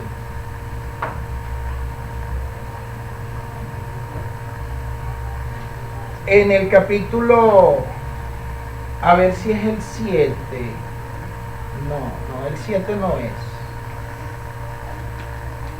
en el 5, dice, todo sumo sacerdote es elegido entre los hombres y nombrado representante ante Elohim para ofrecer dones y sacrificios por los pecados. Este pasaje más tarde va a decir que nadie toma para sí la honra sino aquel que la recibe. O sea que los sacerdotes de Israel, que no son los sacerdotes católicos, los sacerdotes de Israel tenían que venir por la tribu de Leví, y el Mesías no es de la tribu de Leví. Yahoshua no es de la tribu de Leví, entonces por eso estaba inhabilitado para actuar como sacerdote aquí en la tierra. ¿Se entiende eso? Estaba inhabilitado para actuar como sacerdote aquí en la tierra. El capítulo 8 del libro de Hebreos dice aquí, llego al punto central de mi exposición, tenemos un sumo sacerdote que tomó asiento en el cielo, a la derecha del trono de Elohim. Mire esto, tenemos un Cohen Agadol, es más correcto, tenemos un ministro, un sumo ministro, es más correcto que decir sumo sacerdote. Parece que la palabra sacerdote es problemática, así que si la podemos evitar, evitémosla. Entonces, tenemos un Cohen Agadol, un ministro, el ministro principal en el santuario. Ahora mire lo que está diciendo el texto, que tomó asiento en el cielo. Los que han estudiado se dan cuenta que el templo tenía 3 áreas. ¿Lo han visto? Tenía 3 áreas. ¿Cuáles eran esas áreas? El atrio. ¿Qué es el atrio? El patio. El lugar santo. ¿Quiénes actuaban en el lugar santo? Ok, los Kohanim, los ministros. Y el santo de los santos, el lugar santísimo. ¿Quién entraba allá? El Cohen Agadol. Y entraba una sola vez al año. Nadie más podía entrar allá. Y el Cohen Agadol entraba con una cuerda amarrado y con unas campanitas en los pies. Cada vez que él iba caminando se oía. Cuando el pueblo escuchaba esas campanitas, sabía que todo estaba bien. El hombre estaba siendo aprobado delante del Eterno, todo estaba bien. Pero si las campanitas no se oían, el tipo estaba muerto. El Eterno lo había matado, Manojin. Y si lo habían matado a él, que era el más consagrado, imagínense para los demás, ¿quién iba a entrar a buscarlo? Nadie. Entonces para eso la cuerda, ¿verdad? Por la cuerda lo sacaban y se evitaban de morir ellos también. O sea que eso es un lugar de muerte allá adentro. La santidad era tan profunda que para poder estar allá adentro había que estar alineado totalmente con ese santuario. ¿Qué significa ese lugar allá adentro? ¿Sabe qué significa? El cielo. Ahora óigame, le voy a decir esto y no se lo diga a nadie. ¿Quién entraba ya? Uno solo, uno solo. Era una imagen del Mashiach. Uno solo, allá no podía entrar más nadie, más nadie. El pueblo afuera, los sacerdotes o los levitas en el lugar santo, pero al Santísimo, el Santo de los Santos, uno solo, una sola vez al año, y tenía que estar bien alineado con ese nivel de santidad. Con esto en mente, lea otra vez Hebreos 8:1. Llego al punto central de mi exposición. Tenemos un sumo sacerdote que tomó asiento en el cielo a la derecha del trono de Elohim. ¿De qué hablaba eso? Hablaba que había uno solo que iba a poder entrar al cielo. ¿Quién? El Mashiach. ¿Para dónde van los demás? ¿Para qué cielo van los demás? Y aquí el texto dice que uno solo, uno solo. ¿Qué hace la iglesia predicando, engañando a la gente que no, que viene Jesús y te lleva para el cielo? Ni vivo ni muerto. No hay manera que usted vaya allá. Cuidado, el Mashiach entra al cielo vivo, no muerto. No muerto. ¿Qué dice Mateo? ¿Qué dice Mateo capítulo 12? Versículo 40. En adelante. Comento estas cosas, hermano, porque de vez en cuando tengo que recordarlas. Como estuvo Jonás en el vientre del pez 3 días y 3 noches, así estará el Hijo del Hombre en las entrañas de la tierra 3 días y 3 noches.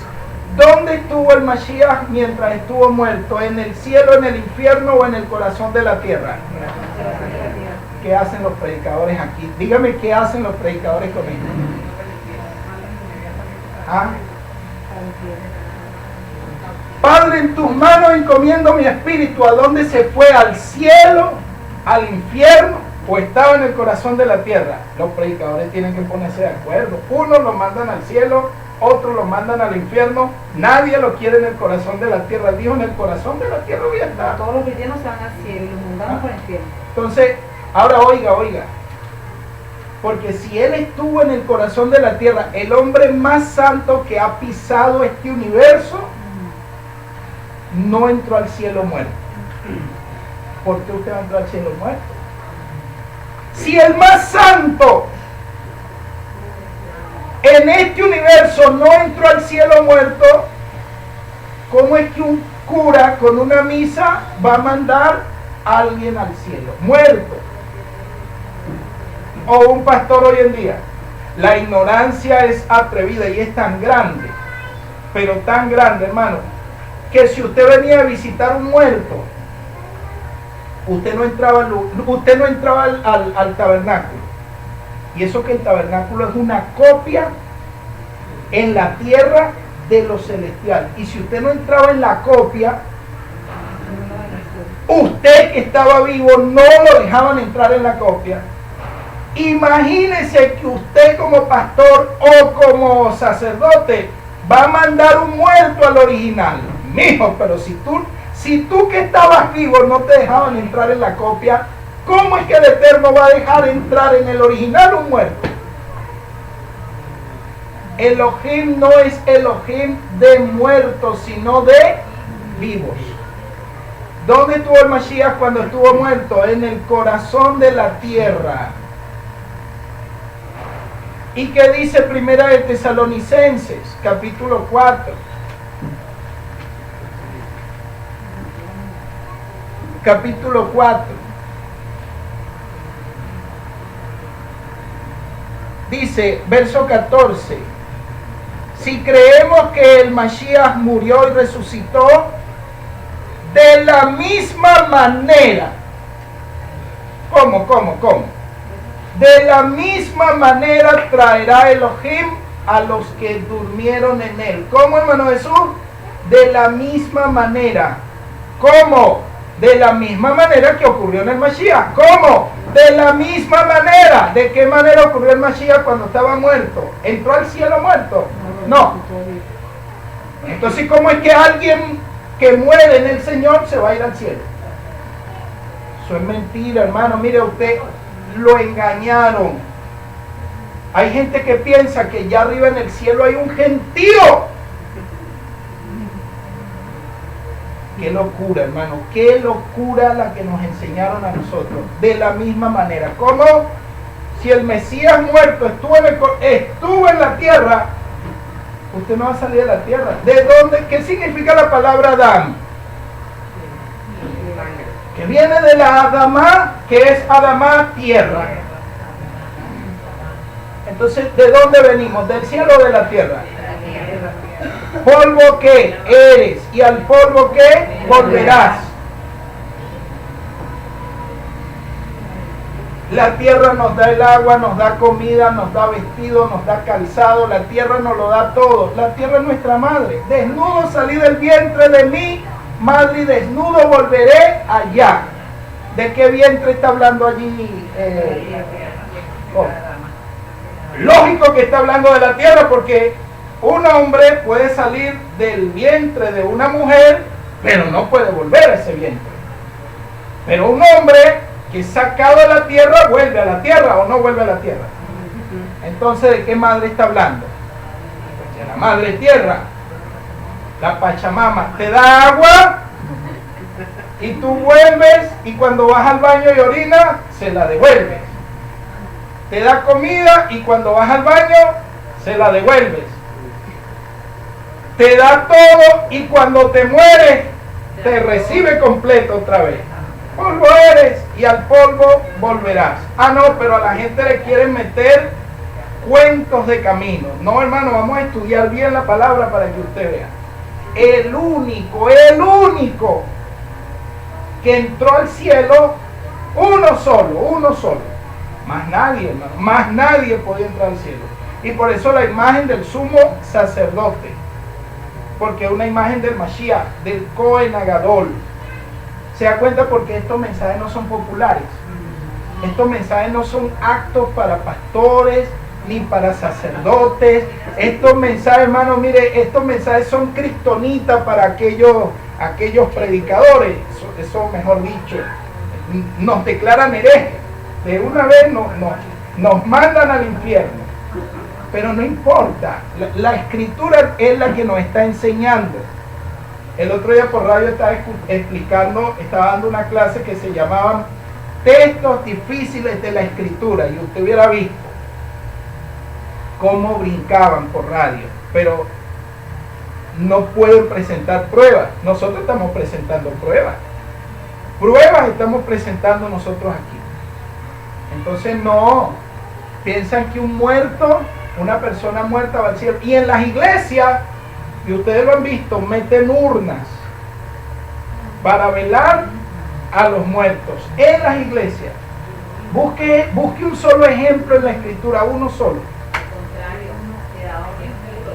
¿Se da cuenta? Era un sentido de impureza. ¿Quién es esta gente para meter ahora una urna en una iglesia? Bueno, porque es que es una estructura de mentira, es una estructura engañosa.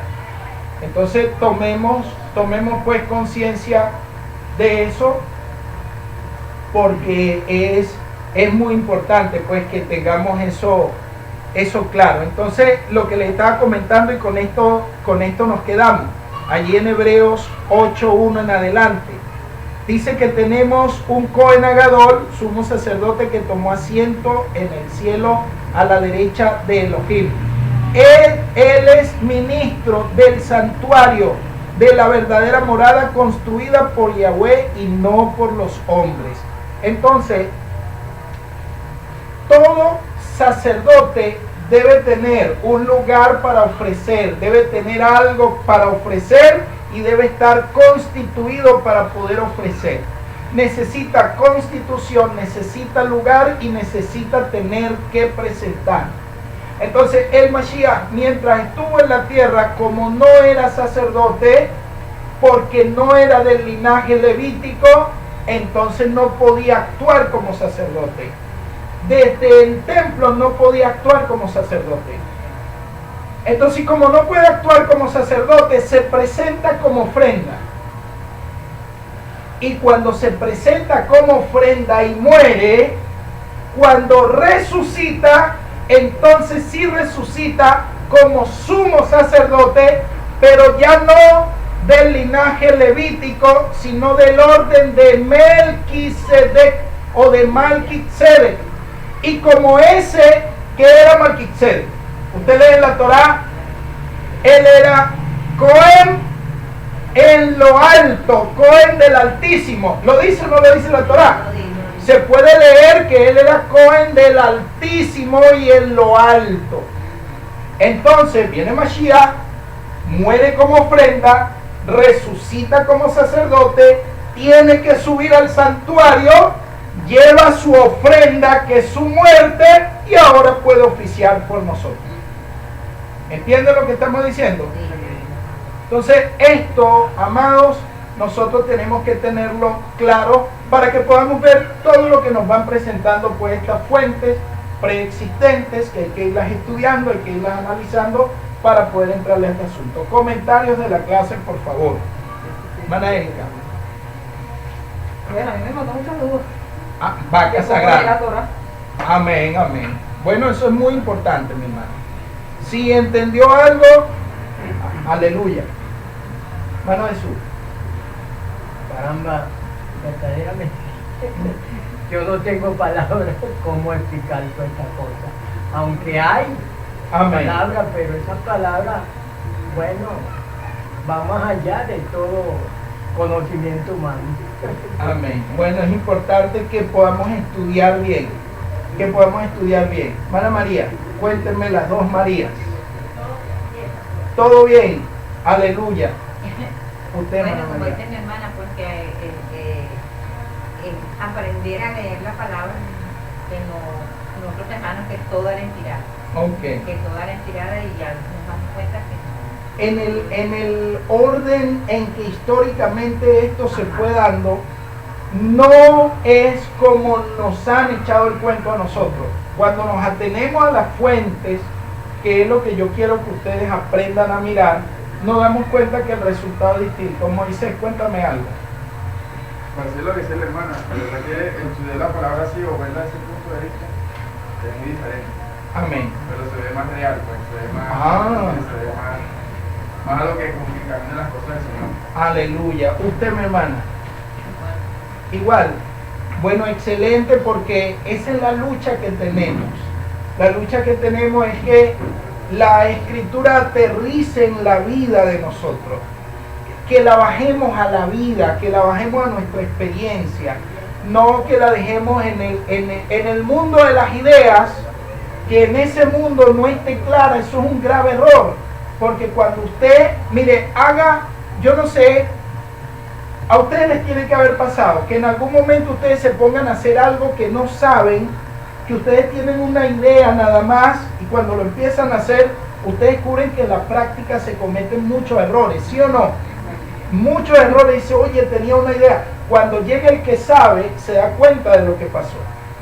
Y entonces viene y desarma el asunto, y vuelve y lo arma y te dice, préndelo, anda, vete. Y todo fino, ¿verdad? Porque sabe, tiene el conocimiento. Así mismo es esto, amados. La escritura nos lleva a el mundo. Allí habría que ver el mundo de las esencias, el mundo de la emanación, el mundo de la creación, el mundo de la formación y el mundo de la acción. Nosotros estamos en el mundo de la acción. ¿Entienden? En el mundo de la acción. Pero cuando nosotros no tenemos un entendimiento correcto de la escritura, no entramos en el mundo de las esencias. Entonces ahí el enemigo empieza a trabajar, porque él se mueve en las regiones celestes. Y del cielo, de este cielo atmosférico, está bajando un ángel disfrazado como ángel de luz y está predicando un evangelio diferente. Y ese evangelio diferente ha provocado mucha maldición para los que están allá dentro de esa estructura. Entonces nosotros tenemos que tener mucho cuidado con eso, porque eso pasa en el Raquía, pero en el Shamaim no. El Shamaim es arriba, arriba, la morada celestial del Eterno, de allá lo que baja es puro. Ese es el mundo de las esencias. Pasará al mundo de las emanaciones, el mundo de la creación, de la formación y finalmente el mundo de la acción. Entonces ahí hay cositas que nosotros tendremos que estudiar después para que vayamos viendo pues y tengamos una comprensión más clara. ¿Alguien más quiere hacer un comentario? Hermana Zulay. Todo claro, hermana Elsa. ¿Entendió? Usted, amado, todo bajo control. Aleluya, el gran Jim. Contento de tenerlo aquí, mi hermano. ¿Oyó? Usted de aquí. Y su compañero también. Lo que pasa es que tenemos que estar más conectados. ¿Oyó? Entonces ahorita antes de que se vayan conversamos un momentico. Yo estoy contento porque en estos días nos vimos y bueno, fue él el que me vio. Fue él el que me vio y yo dije, oye, esa voz la conozco yo. Y era el gran Jim. Dieron la vuelta y conversamos, les invité y mire, gracias al Eterno están aquí. Amén. Este es su lugar. Bueno, entonces vamos a detener el video allí. 1 hora y 50 minutos. Después continuamos con las clases. Shalom. Shalom.